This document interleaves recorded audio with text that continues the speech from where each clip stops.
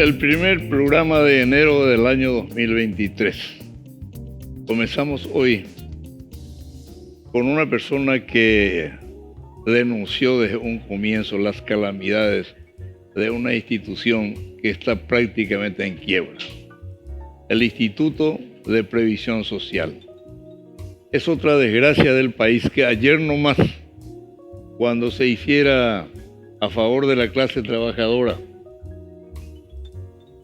se formara una institución como el Banco de Trabajadores, también fue a la quiebra. Y hoy el Instituto de Previsión Social, de acuerdo a las manifestaciones vertidas por el Contralor General de la República, es una institución que ni siquiera sabe lo que debe. A tal extremo se llega dentro de la anormalidad que no se sabe cuánto se debe. Y una institución que está, yo creo que al borde de la quiebra, recientemente obtuvo un crédito de 240 y pico millones de dólares para pagar a los proveedores. Y esto significa prácticamente que no se puede pagar, porque cada año va a ir debiéndose más. Va a tener que buscarse el mecanismo para pagar la deuda, pero a la par está subiendo nuevas necesidades que van a tener que recurrirse de vuelta a los proveedores. Esa es una. Y es una institución que perdió credibilidad totalmente. Perdió credibilidad en la atención a los enfermos. Perdió credibilidad en la pulcritud que debiera haber tenido en el manejo administrativo y contable. Hay personas que trabajaron con IPS, ganando licitaciones para personales de seguridad, que hoy tienen el mejor yate en Miami, la mejor casa, el mejor chalet en Miami, producto del robo a una institución que debiera dedicarse única y exclusivamente a atender a los asegurados de la República. Y eso no existe más. La gente hoy incluso se niega a asegurarse porque alguien que necesita una atención médica necesita 3 meses para que el médico lo atienda. Y si tiene necesidad de una intervención quirúrgica, otros 3 meses más. Entonces van de vuelta a los hospitales públicos, a los hospitales clínicas. Y esa es la situación calamitosa en que nos encontramos y que usted, doctor, se encargó en su momento de poner a conocimiento de las autoridades, de denunciar estas anormalidades que ya se veía venir y que, como dijimos recién, yo particularmente creo que esto es impagable. Entonces, sería una segunda institución de carácter social que va al tacho por culpa de la corrupción y por culpa de la sinvergüencía de quienes están al frente de la institución. El actual presidente y los consejeros no pueden estar un segundo más. Un presidente de la República con carácter y que tenga deseos de atender al país, pero hace rato debiera haberlo sacado. No podían estar un minuto más por estas barbaridades que se están cometiendo. Y aún ahora que se obtuvo el crédito y aún ahora que se pagó a los proveedores, todavía la gente sigue llorando de que no tienen medicamentos. Entonces, es una triste realidad que llamo a la reflexión de la ciudadanía para exigir de este presidente de la República que tome las medidas que no pueden ser otras que la de destituir al director y a los miembros del Consejo de IDE. Doctor, lo invitamos porque queremos escuchar sus apreciaciones, sus objetivas apreciaciones con relación al funcionamiento de este instituto de vital importancia para el país y para la clase trabajadora de la República. Y caramba, de acuerdo a lo que estamos yendo, acá parece que hay un puerto seguro que más tarde ya no va a poder pagarse a los jubilados de la República. Entonces, le cedo el uso de la palabra, doctor, que queremos escucharlo. Bueno, muchas gracias antes que nada por la oportunidad, por el espacio, ¿verdad? Es un privilegio estar en el mismo lugar donde estuvieron ciudadanos ilustres como el doctor Filártiga, como el ingeniero Pedro Ferreira, personas a las que respeto y admiro profundamente por su conducta y por la postura que tienen como ciudadanos, por el civismo y el coraje cívico que tienen, eso que estamos perdiendo tan rápido, el coraje cívico. Agradezco la oportunidad y en esta fecha, iniciando el año, ¿verdad? Iniciando el año, es triste tener que hablar de un IPS en caída libre, una institución tan noble, de tanta utilidad social, tan noble, en manos de una, y lo voy a decir claramente, en manos de una clase política que por vía de una injerencia perjudicial ha desnaturalizado lo que es el seguro social paraguayo. El IPS, siempre digo, para entender la problemática del IPS, se está compartimentado en dos grandes instituciones dentro de una. Por un lado, el Seguro Social de Salud, que se mueve sobre la base de un presupuesto anual, enero a diciembre, luego enero a diciembre y así sucesivamente. No es un fondo de salud, no es un fondo previsional.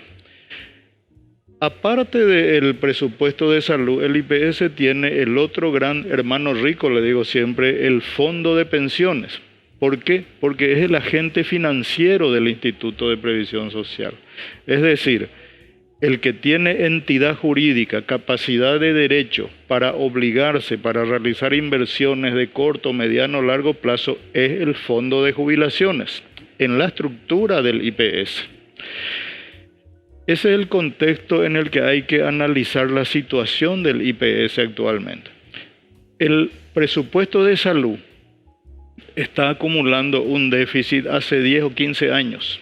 Es decir, lo que ingresa no alcanza a pagar la demanda de uso de los asegurados, no alcanza. Entonces va acumulando un déficit que al año 2020 llegó a ser allá por los 60 millones de dólares.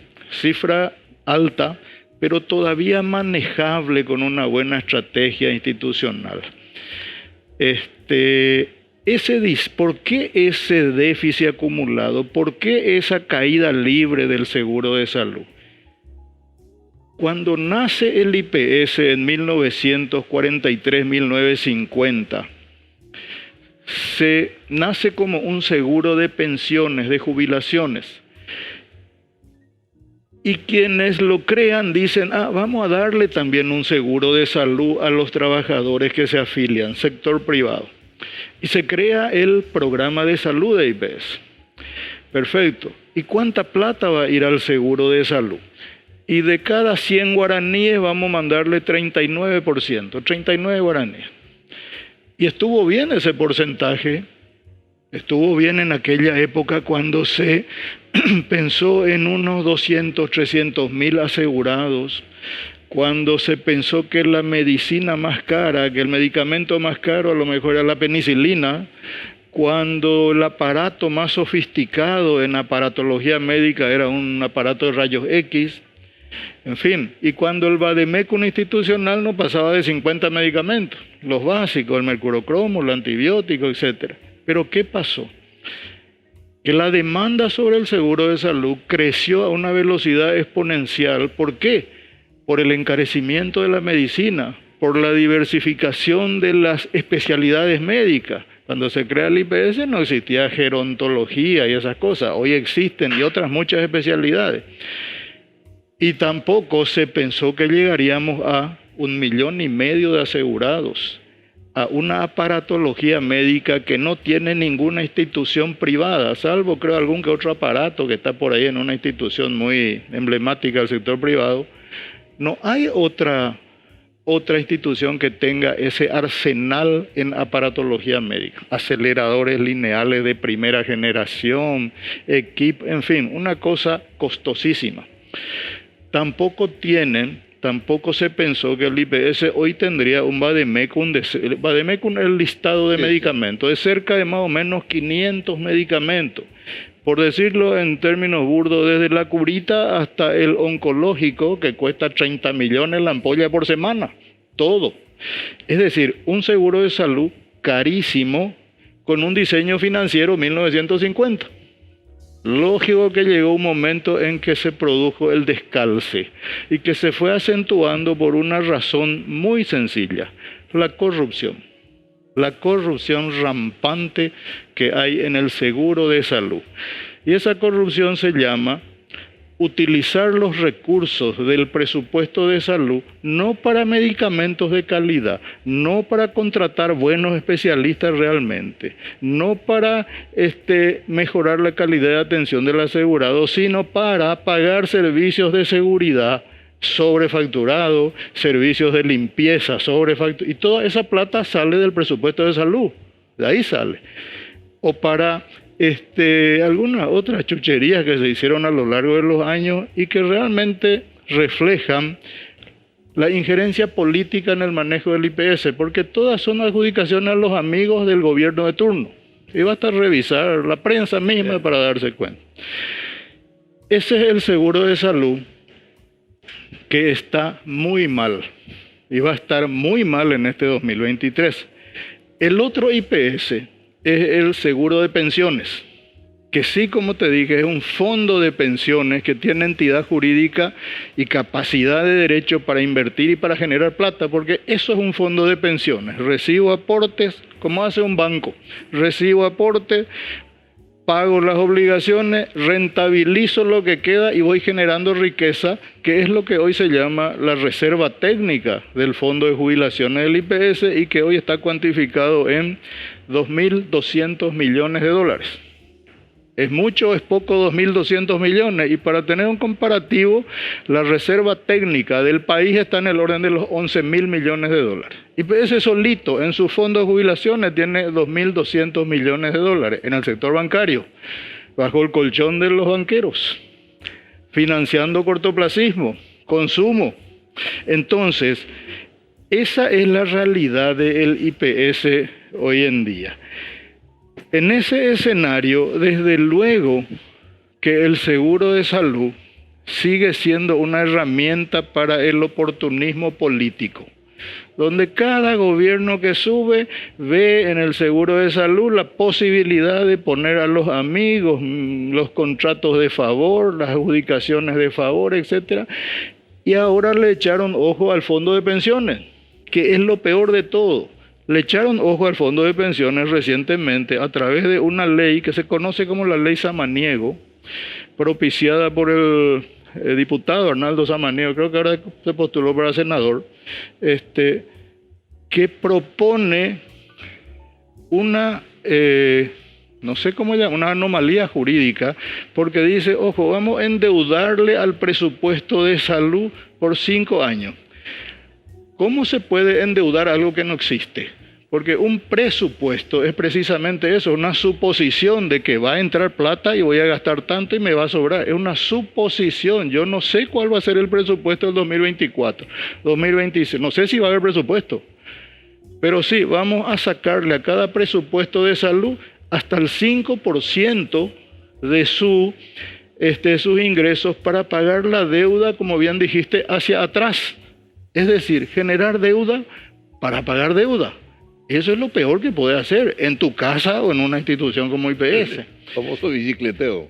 Pero fíjate lo que está mal realmente, es que esa propia ley no es necesaria. No es necesaria por 2 razones. 1, el Instituto de Previsión Social tiene la suficiente autonomía financiera y jurídica para realizar sus operaciones financieras de endeudamiento, de crédito con la banca nacional. No necesita una ley que le diga, anda, usa de tu presupuesto de salud. Tenían que preverlo en el presupuesto nomás. Pero ¿por qué lo hicieron? Y es una especie de confesión relevo de prueba. Porque hay otra ley, la Ley de Emergencia Sanitaria del año 2020, que dice lo siguiente: si el seguro de salud del instituto se endeuda para atender a no asegurados por la pandemia, el Ministerio de Salud Pública le repondrá esa plata. Y el instituto, como te dije, en el 2020 la deuda era 60 millones. Al 2022 se dio a 242 millones de dólares. ¿Por qué?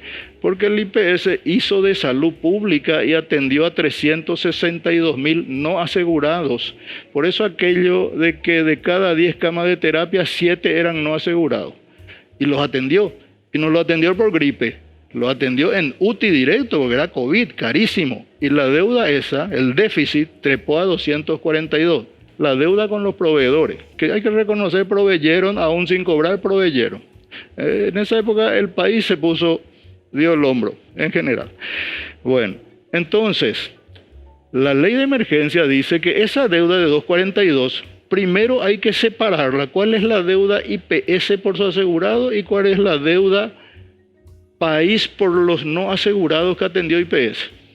Y esa relación es más o menos 70-30 de los 242 millones. Es decir, serían unos 180 millones de dólares que el Ministerio de Salud le debe a IPS por esa atención a los no asegurados.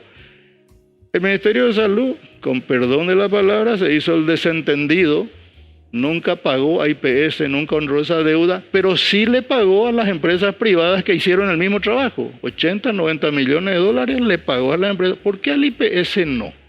Entonces, el IPS ¿qué hizo? Bueno, vamos a sacar una ley innecesaria, por eso, porque ya hay una ley que dice lo que hay que hacer. Y para peor, sobre un malentendido muy dañino y muy peligroso, se genera una deuda con terceras personas, proveedores. Dios no quiera que el seguro de salud en algún momento, apretado presupuestariamente por el crecimiento de la demanda que se va a dar, deje de pagar. ¿Quién te parece que va a pagar esa deuda? El fondo de jubilaciones. ¿Por qué? Porque siempre es el agente financiero el que tiene entidad jurídica para endeudarse, va a ser el que está indirectamente ya está endeudado, y ahí se viola el artículo 95 de la Constitución Nacional, y se viola el artículo 25 de la Carta Orgánica del IPS de 1950. Esa es la situación en la que debutamos en este 2023. Entonces, ¿qué hacer? ¿Qué va a ocurrir? ¿Qué va a ocurrir ahora? Y el panorama es muy sombrío y siniestro, porque ese seguro de salud, que ya estaba luego con un déficit muy acogotado financieramente, ahora le van a quitar luego de entrada ya la cuota para esa deuda. Le va a tener menos plata para atender más gente. Y no es que se va a solucionar el problema de medicamentos, porque es deuda hacia atrás. Los medicamentos van a faltar hacia adelante. Claro. Entonces, ese es el panorama del seguro de salud. El panorama del seguro de pensiones o del fondo de pensiones es lo que a mí me preocupa, porque ahí estamos, pues yo soy jubilado también, estamos pendientes de la sostenibilidad de ese fondo. 45.000 jubilados de vejez, 10.000 pensionados por muerte, otros 5.000 jubilados por invalidez y otros tantos beneficiarios. 65.000 personas estamos colgados de ese fondo de pensiones, que no hay que tocar, porque sus obligaciones son hoy y al infinito. No hay que tocar, no hay que poner en riesgo para nada. Sin embargo, se está arriesgando constituyéndolo en garante de esa deuda que para mí en poco tiempo va a ser impagable. Para peor, yo sé que es un panorama muy sombrío el que pinto, pero es la pura realidad. Para peor, cuando esta presidencia y este consejo de administración deciden utilizar recursos del Fondo de Salud para pagar esa deuda hacia atrás, sacan una resolución que dice, primera deuda, 350.000 millones de guaraníes. No es 350 millones, 350.000 millones de guaraníes para pagar las deudas hacia atrás, y la garantía a sola firma. Y yo te pregunto, y le pregunto a la gente, vos te vas a un banco y pedís 10 millones y te dan una sola firma, pagaré. Pedís 50, te piden ya un codeudor. Pedís 100, hipotecario. No es porque el banco o el que te da el crédito desconfíe de vos, sino porque las reglamentaciones de la superintendencia de bancos dicen que las garantías tienen que ser de esa naturaleza a medida que crece el monto. Y para deudas de 345 mil millones de guaraníes, unos 50 millones de dólares al tipo de cambio hoy, a sola firma del presidente del instituto. Y él se va a ir. Mañana o en agosto se va a ir. ¿Y quién garantiza esa deuda? Vaya hoy. ¿El que viene garantiza o garantiza el fondo de pensiones? Doctor, muy interesante cuanto usted está diciendo. Es ilustrativo y es una señal de alarma. Pero acá nos piden un corte de unos minutos. Entonces vamos a cumplir con ello y continuamos después.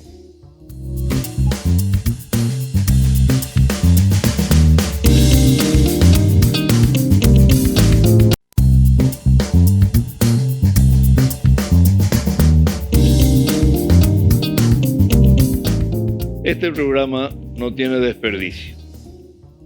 La presencia del doctor allí nos está pintando una situación terriblemente mala. Pero le formulo la siguiente pregunta. Doctor allí, ¿se puede todavía salvar el Instituto de Previsión Social? Se debe salvar, se debe y se puede, pero el salvataje o el fortalecimiento de la sostenibilidad del IPS en salud y en pensiones tiene un solo secreto: gente capaz e idónea al mando. No más políticos al mando del Seguro Social. Y lo digo, yo soy colorado. No más colorado, no más liberales, no más izquierda, no más derecha. Gente técnica, como fue Pedro Ferreira, que impuso una línea de conducta a todo el mundo y todos nos alineamos y trabajamos y levantamos, porque estamos en una situación similar allá por el 2000 tanto y lo levantamos. La misma crisis se produce ahora. Gente idónea. Y por sobre todo, gente puesta por los asegurados, que son los dueños del Instituto de Previsión Social, son los capitalistas, los inversores son los asegurados, los empleadores, los trabajadores y los jubilados. El Estado es el gran deudor del IPS, pero es el que administra el IPS, es un contrasentido que no tiene sentido. El Estado está bien que participe en la gestión de los sistemas de pensiones, pero como contralor, no como administrador. Que controle al que administra, pero no que administre. Entonces, la cuestión pasa primero por la gobernanza, gente idónea, capaz y técnica, y que estos improvisados que están, como los que están ahora, se vayan y no tengan la más mínima pretensión de volver a manejar el dinero de la gente, que se dediquen a la actividad privada. Son capaces, son grandes médicos, son grandes seccionaleros, que se dediquen a eso, pero no que no pretendan manejar el fondo de pensiones o adjudicar programas de salud a nadie. Ese es el punto 1. Y el punto 2, a mí me preocupa mucho la fortaleza financiera del fondo de pensiones. Es cierto, tiene hoy un horizonte actuarial al 2038. ¿Qué quiere decir eso? Que en el 2038 el IPS va a empezar a usar las reservas para pagar los beneficios, porque ya no le van a alcanzar los aportes, y lo dijo el actuario, no lo dice Pedro Valle, lo dice el actuario. Esa plata que hoy está en los bancos, 2.200 millones del IPS, está financiando cortoplacismo, está enriqueciendo a todo el mundo, menos al IPS y menos a los jubilados y menos a los asegurados. El 70% de los jubilados de IPS no tiene casa propia. IPS tiene 1.100 propiedades paralizadas. No podemos juntar la necesidad con lo otro y desarrollar un plan de vivienda digna para los jubilados, que empiece a pagar su cuotita a los 20 años de aporte, de manera que cuando se jubile ya tenga su terrenito. Eso es dignificar a la gente, pero esa visión que ubica al ser humano en el centro de todo no existe.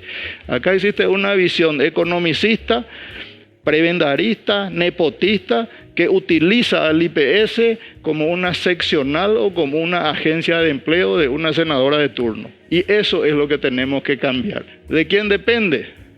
Y mira, se vienen unas elecciones generales en las que ojalá pongamos a gente idónea en el poder legislativo, porque como bien dijiste, muchas leyes, mal gobierno, y acá tenemos no solo muchas leyes, sino leyes caras que sirven para unos pocos, pero no le sirven a la gente.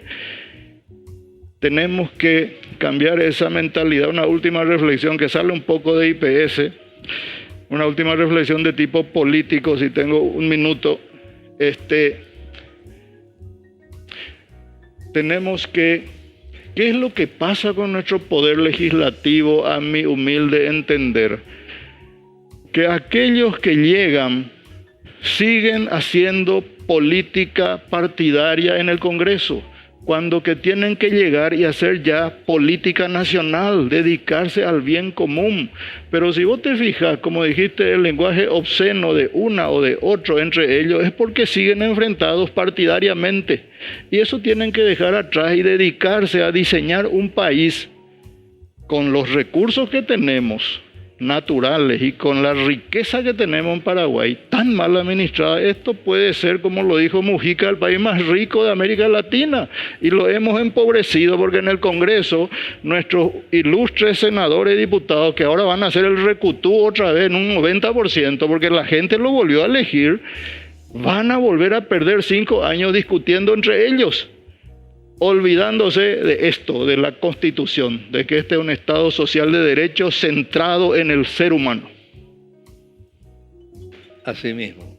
Y es una lástima que el Poder Legislativo, uno de los puntos muy flojos del país, cada periodo legislativo venimos decayendo. Cada 5 años se eligen nuevos parlamentarios y se eligen cada vez Peores. menos eficientes. Sí.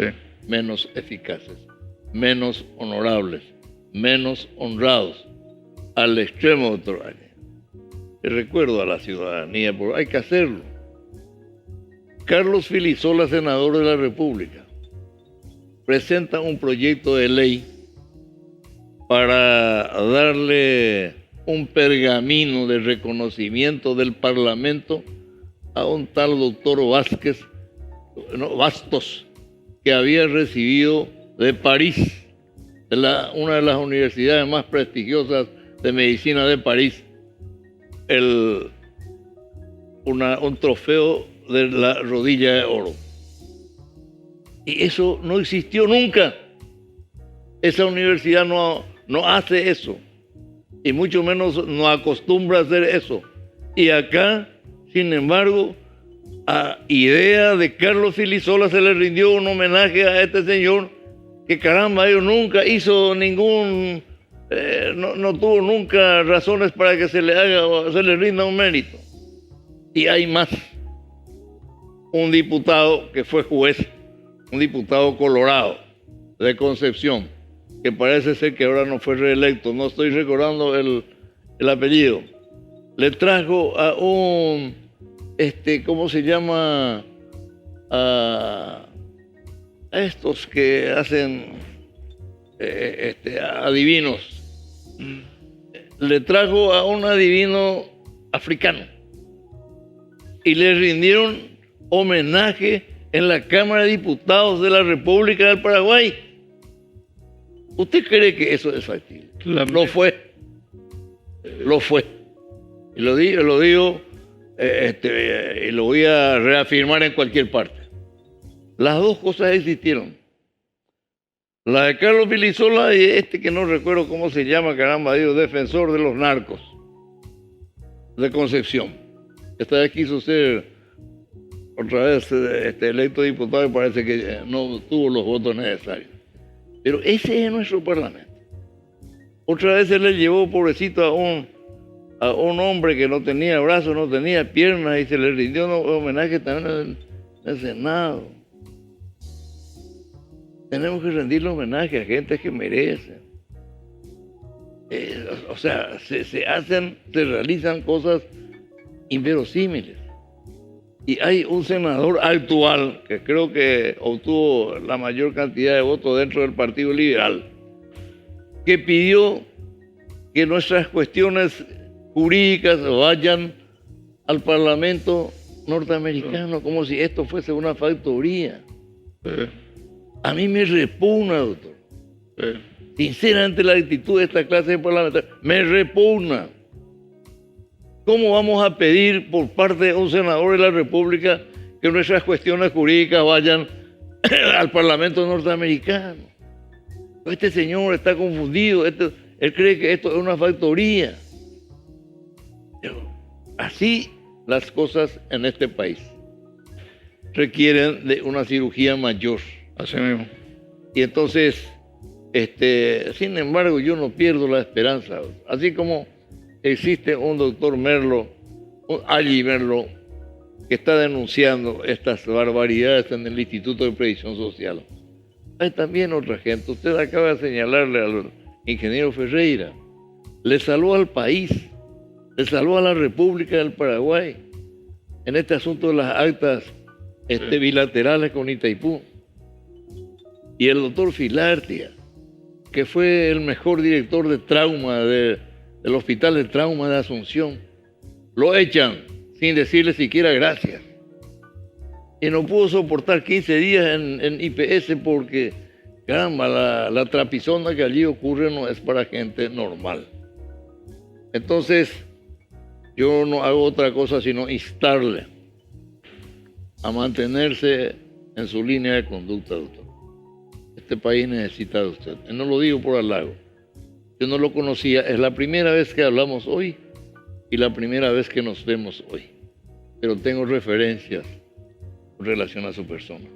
Y eso me lleva a pedirle permanezca en la línea, permanezca con el patriotismo que tiene, que en breve creo que vamos a poder tener la posibilidad de incorporar a toda la gente idónea del país para salvar a la República.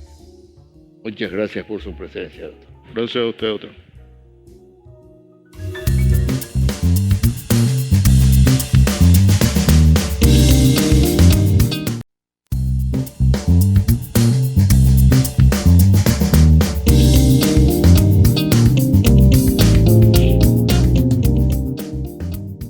Esta entrevista con el doctor Melón,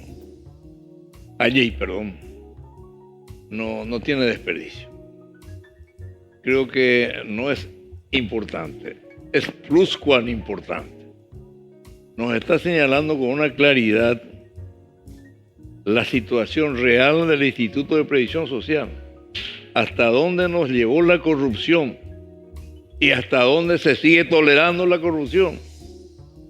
Y que uno de los ilustres personajes de este país, el señor Samaniego, es el que presentó un proyecto de ley que finalmente fue ley y corresponde a un grupo de leyes que nos sirven. Yo dije en un programa anterior, hice un estudio sobre esto, y el 90% de las leyes nos sirven.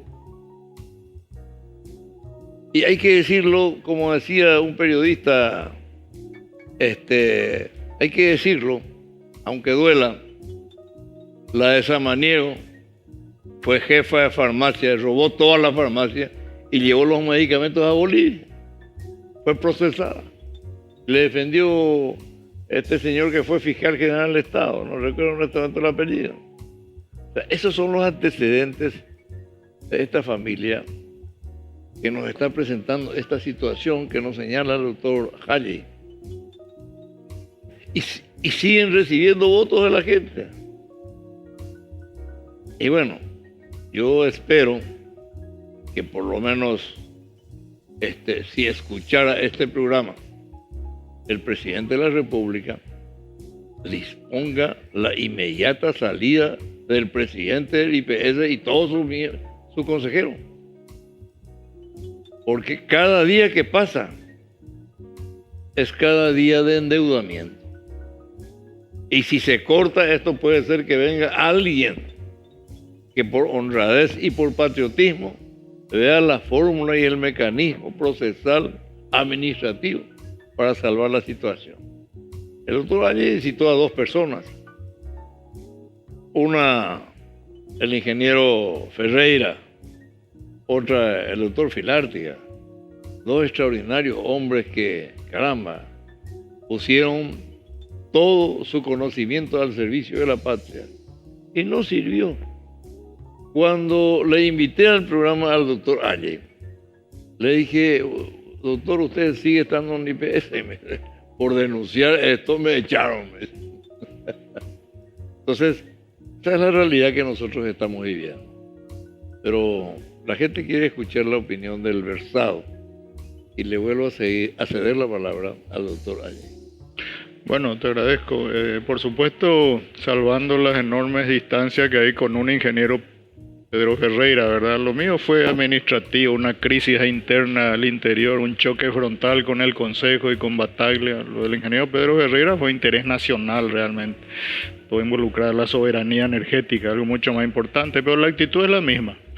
De hecho, desde el 2005-2007, cuando me tocó trabajar con el ingeniero Pedro Ferreira, que gracias a Dios creo que va a ser senador de la República, ojalá. Cuando me tocó trabajar con él, valoré lo que es realmente el patriotismo. Pero en fin, ¿qué va a ocurrir con el IPS en estos 12 meses que vienen? Y yo tengo este temor. Yo no lo veo al presidente de la República muy habituado al conformismo nomás y a la no reacción, como dicen en la calle, vive en un termo. Así me dijeron los amigos hace un tiempo. A quien lo cambia esta administración. Entonces, ¿qué va a pasar? Tienen un presupuesto 2023. Hay un presupuesto 2023 para salud y para pensiones que lo van a ejecutar a una velocidad y con una eficiencia extraordinaria, de tal manera que al llegar a agosto en el cambio de mando, el presidente o el gobierno que asuma la administración del país, entre ellos el IPS, va a encontrarse con las arcas casi vacías. De aquí a agosto se van a llevar todo. Se habla de 3 grandes obras que va a construir el instituto. Esa plata sale del seguro de salud, de los fondos de salud. No sé si van a tener la plata, porque ya están luego escamoteando el presupuesto con estos endeudamientos hacia atrás. Un hospital, diversas especialidades, mega obras, que ¿cuál es la finalidad realmente? Adjudicar rápido, entregar el famoso anticipo, que es 30% generalmente, y el resto ni existe, olvídate. Pero devolver favores. No es necesario la construcción de hospitales en el IPS. No va a mejorar la atención porque vas a tener cascarones vacíos como lo tenés en Ciudad del Este y en otros lugares. Grandes cascarones vacíos, sin médicos, sin medicamentos, sin turnos, sin nada.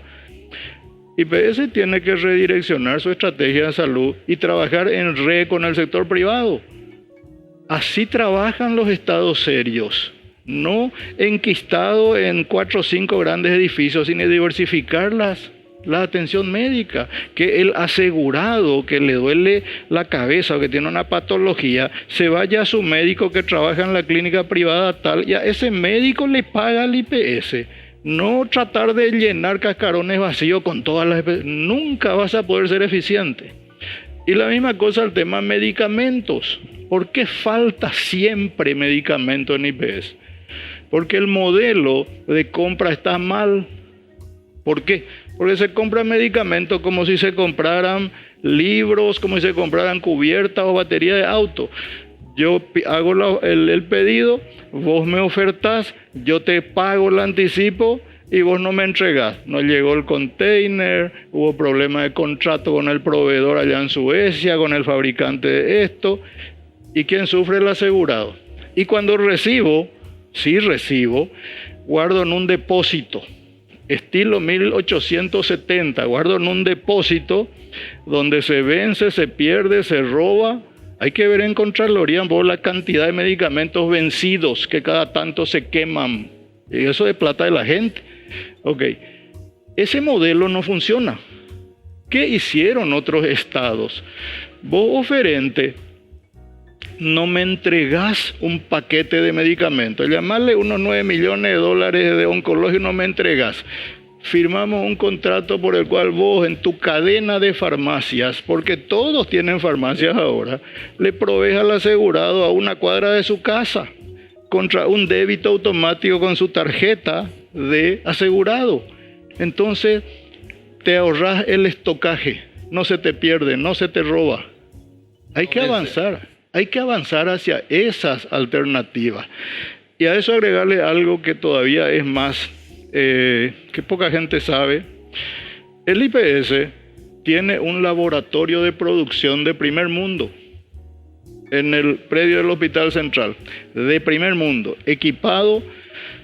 A lo mejor hay que pasarle el antióxido a algunas cosas porque hace 20 años está cerrado, donde se producían los mejores expectorantes, los mejores multivitamínicos para los niños, los mejores enalapriles, por darle algunos ejemplos, a una calidad excelente y a un costo del 10% de lo que hoy se compra. ¿Por qué? Porque el IPS lo fabricaba con sus 1.200 farmacéuticos que hoy están haciendo de ordenanza por todo el edificio. Entonces, para más, el IPS en su ley de 1950 está exonerado de impuestos para la compra en el exterior de los equipos y de las drogas puras. Entonces, ¿qué es lo que pasa? Todo ese conjunto de ventajas hacen que una gran masa de medicamentos, aquellos que se llaman de uso genérico, esos que señalé, se puedan producir a un costo ínfimo. Pero se le puso 7 llaves a ese laboratorio. ¿Por qué? Porque el negocio está en que los amigos proveedores le vendan caro. Ese tipo de decisiones es la que tienen que tomarse. El doctor Filártiga. También. Filártiga, desde luego, no aguantó 15 días porque se chocó con esto. Entonces, ¿a qué vamos? La gente, y no hago juicio de valor sobre mi persona, la gente en general, como Pedro Ferreira, Filártiga y otros corajudos cívicos que se animan a decir las cosas, son sacados del sistema y son calumniados y son sumariados y son posiblemente enjuiciados y querellados. ¿Qué es lo que va a ocurrir conmigo? Según tengo entendido, voy a ser querellado. Y bueno, como siempre digo, no importa que sea desde mi oficinita o desde Tacumbú, no voy a dejar de decir la verdad. Tenemos que corregir la corrupción que hay en IPS. Y la principal herramienta que tenemos que implementarla ahora es modificar la gobernanza. El Poder Ejecutivo de turno tiene que olvidarse de administrar IPS. Hoy en día, este presidente, Battaglia, estos consejeros, son operadores políticos del gobierno de turno. Entonces, nos representan a los asegurados y nos representan los intereses de la clase política. Esa parte de la ley de IPS hay que corregirla y ya la planteó el senador Rasmussen en el año 2018, se cajoneó bajo 7 llaves también. Lo planteamos nosotros en el 2020, los jubilados, se cajoneó también.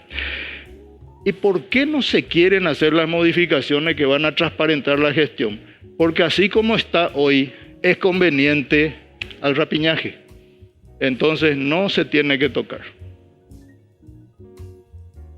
Mi querido doctor, nos está ilustrando una situación calamitosa, pero real.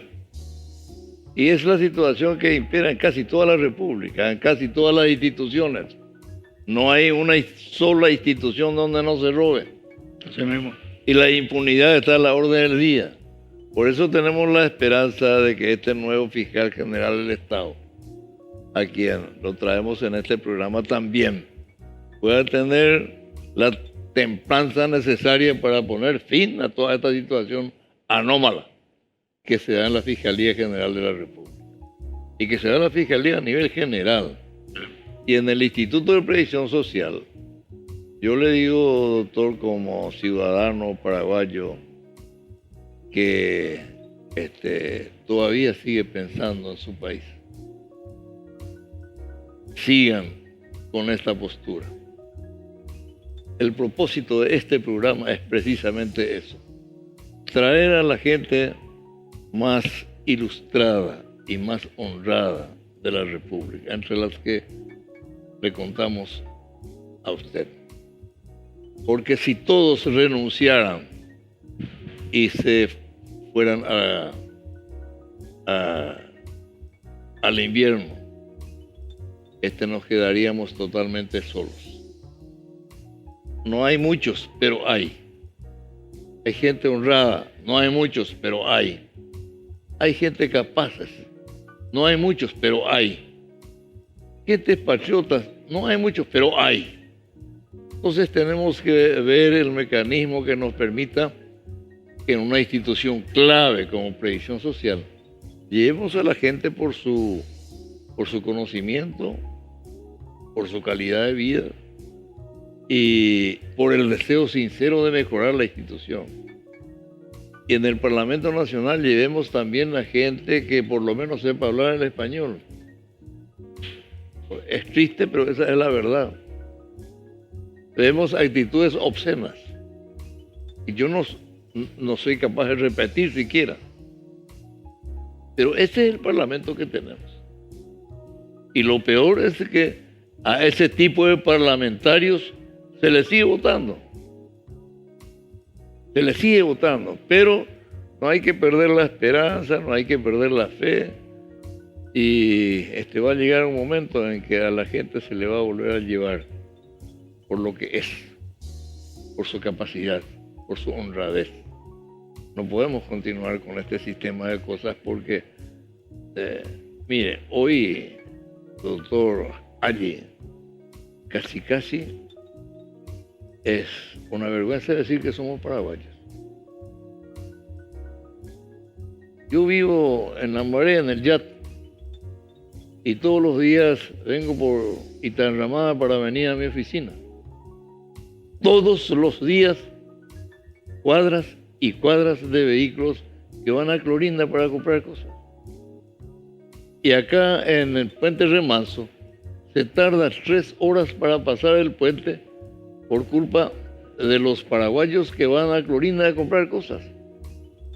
Llegamos a límites que yo, por lo menos a la edad que tengo, nunca he visto. Tenemos desde Benjamín a Cebal, cada 50 metros, una estación de servicio callejero.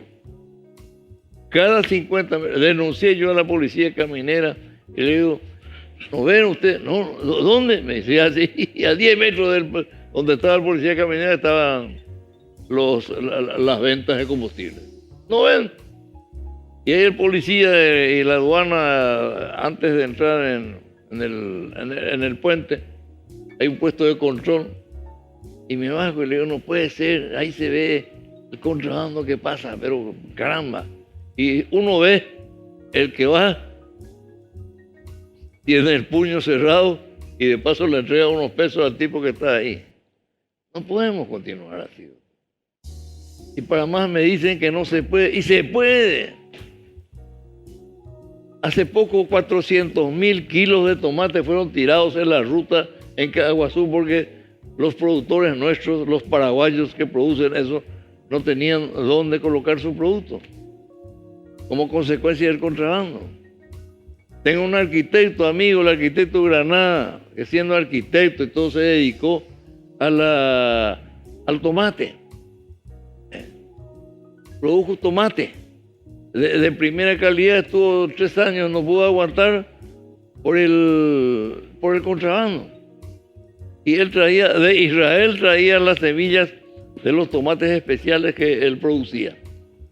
Pero no se podía por el precio, no se podía aguantar del contrabando. Entonces, no hay interés en nuestra gente.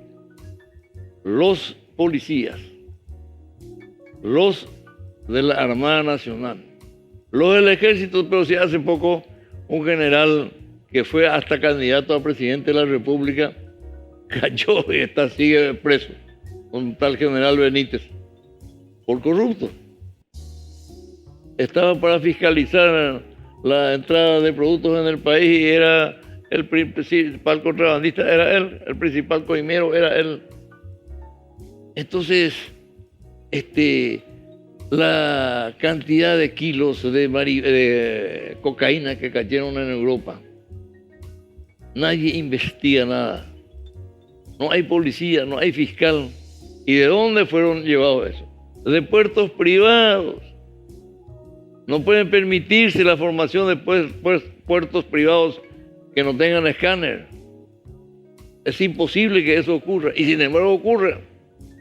Entonces no se encuentra nunca al responsable. Y son grandes señores, los contrabandistas, los usureros, los narcotraficantes. Los González Dáez constituyeron una casta que hasta hace poco fueron los dueños de este país. Bueno, acá me dicen de vuelta, doctor, que hay un nuevo corte y entonces vamos a cumplir con ello y volvemos.